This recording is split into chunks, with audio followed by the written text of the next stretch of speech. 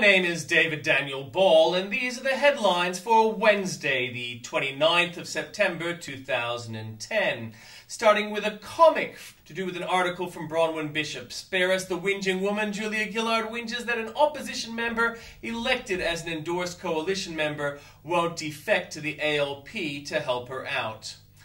A Bible quote, "The man without the Spirit does not accept the things that come from the Spirit of God. They are foolishness to him, and he cannot understand them because they are spiritually discerned." From 1 Corinthians 2:14. In local news, from the Fairfield Champion. Plain concrete, a no-no. I get the frustration. Council seem to be belligerent, not supportive of people who simply wish to live their lives. I'm told the greatest source of outrage is betrayal of expectation. If council made it easier for people to comply, they'd be happier about doing it. Instead, council risk looking like they are persecuting a constituent for no other reason than that he is a leader of an opposition party. And saucy sausage scandal shame. Also from the Champion. I wish the elected members of council would spend more time representing their constituents and less time twiddling their thumbs and making outrageous accusations against people willing to serve the community. Day has done a good thing, and her team deserve kudos not solely for the sausage sizzle, but for their active promotion of the local community. I don't see the ALP at these community functions unless they're to give speeches and have their pictures taken. Day's comeback was measured and appropriate. More there for you at the link. From Fox, Democrats are hoping to squeeze the debate on numerous bills into their lame duck session after the November elections, even though balance of power could shift to the GOP once the next Congress convenes. And as the president speaks in Wisconsin at a campus rally, he visits a state where his party and his policies are in big trouble with voters. Many connected to the entertainment arena say they are seeing an increase in recreational drug use among celebrities who continue to rely on their friends as suppliers. And despite strict policy against posting child exploitation content, world's largest pro-pedophilia advocacy group is on Facebook, and it's using the social networking giant to prey on kids. And Greek archaeologists have found an ancient skeleton covered with gold and grave on an island of Crete, officials said Tuesday. And in breaking news, Navy rescues stranded fishermen. The Australian Navy has rescued an Indonesian fisherman who was adrift at sea for 3 days. Gillard slams minister threat as nonsense. Prime Minister Julia Gillard has rejected as completely untrue claims that 2 of her ministers threatened to resign and force by-elections before she announced her ministry. Also, National Senate leader Barnaby Joyce says the coalition is disappointed Labour's candidate for Deputy Speaker won out, but insists it's no big deal. And Prime Minister Julia Gillard is urging opposition to show some common sense in deciding which government ministers and MPs can absent themselves from Parliament. From New South Wales and the ACT, dress-up bikies booked by cops, tall tale belittled Sydney's city. Sydney reveals its secrets. There's a Santa crisis looming. No idea I was a grandmother. Bikies planned hit on Zervis. Locusts cop it from the air. School bus ablaze in seconds. And Keating sees red overcharge. Get tough on firearms. Will family says. From Queensland, Bligh on shift as checkout chick. Stonefish sting plague north. Now, check-in glitch hits Virgin. Stolen four-wheel drive rams cop in chase. State red tape costing billions. Bayside Brethren Church plan declined. Agent says tell her she's dreaming. Teen friend threatened by Sika. Bligh's Green Power ripoff. And 10 Commandments enrage police. From Victoria, Secret Files woman had top clearance. No relief for Virgin Blues. Analog switch gathers pace. Organizers promise windfall. Walk of life. We just want peace. Wedding a black and white choice. Council wants to pay for station. Bodybuilder's 17-kilogram drug stash. Hunt for shotgun bandits. Nothing new from the Northern Territory. From South Australia, suspicious fire burns house. 5 arrested over high-speed chase. Let the war on locusts begin. Harry back in loving arms. Buddhist temple plans a step closer. Foley, $330 million budget apology.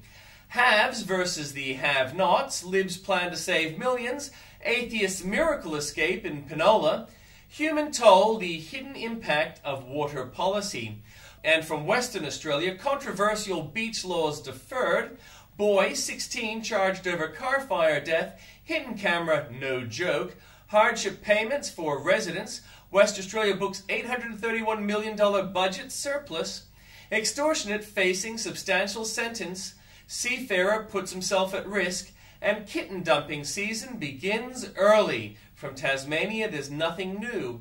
In the Journalist's Corner, guest Daniel Hannan. He has blasted Gordon Brown's economic policy. Now, what's his warning for Obama and America? Daniel Hannan speaks out. Are some Americans just too uninformed to cast a ballot?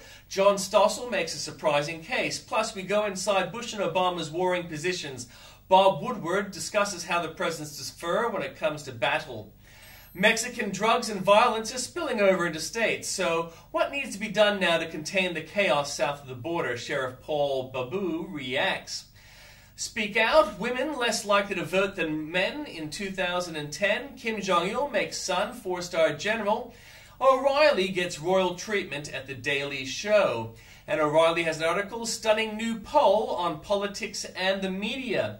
By Cal Thomas, we have Rejecting Religion in America, which finishes with Alexander Solzhenitsyn concluded the major reason Russia suffered under communism for 6 decades is that people had forgotten God. Abraham Lincoln blamed the Civil War on a nation that had forgotten God and the hand that graciously preserved us. Ignorance is not bliss, especially when it comes to the consequences of ignoring God, His salvation, and where each of us will spend eternity. Cal Thomas is America's most widely syndicated columnist and a Fox News contributor. And from Gianna Brinner, Artificial Human Ovary Created. From Tim Blair, is football more important than marriage? Yes, of course it is.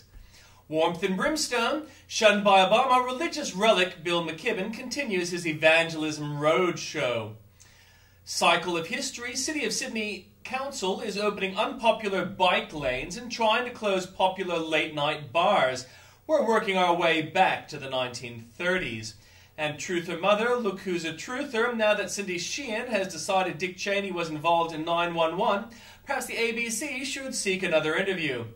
And Not Anyone's King or God, WikiLeaks, the life-endangering idiot site run by Australian Julian Assange, is leaking staff. Why are you clapping, asks Andrew Bolt. Labour voted for the wrong Miliband, he says, who makes a refreshing protest against a hypocrite applauding his brother.